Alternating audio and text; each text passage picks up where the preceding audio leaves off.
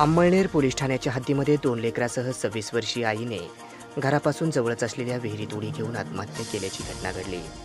सदर घटना बुधवारी दुपारच्या दरम्यान घडली असून भाग्यश्री दिलीप दैफळे, यश दिलीप दैफळे, दिदी दिलीप दैफळे अशी मयतांची नावे आहेत. या प्रकरणी आज शनिवार दिनांक 4 मे रोजी सकाळी 11 वाजता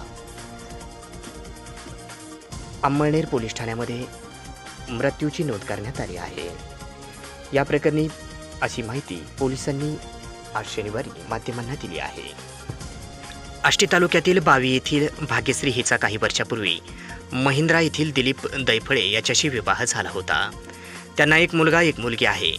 बुधवारी भाग्यश्री हिने यश दिलीप दैफळे वय 2.5 वर्ष, दिदी दिलीप दैफळे वय 2 महिने यांना सोबत घरापासून जवळच असलेल्या स्वतःच्या शेतातील विहिरीत बुधवारी दुपारच्या दरम्यान उडी घेऊन आत्महत्या केली.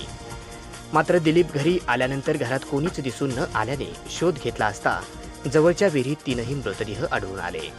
या प्रकरणी अंमळनेर पोलीस ठाण्यामध्ये अकस्मात मृत्यूची नोंद केली आहे, अशी माहिती अंमळनेर पोलिसांनी आज शनिवार दिनांक 4 मे रोजी माध्यमांना माहिती दिली आहे.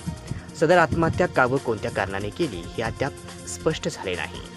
घटनास्थळी आष्टीचे उपाधीक्षक अभिजित धाराशिवकर, अंमळनेर पोलीस ठाण्याचे सहाय्यक पोलीस निरीक्षक भार्गव सपकाळ, पोलीस उपनिरीक्षक पटेल आणि पोलीस हवालदार सालेम चाऊस, पोलीस नाईक योगेश बहिरवाल यांनी भेट दिली.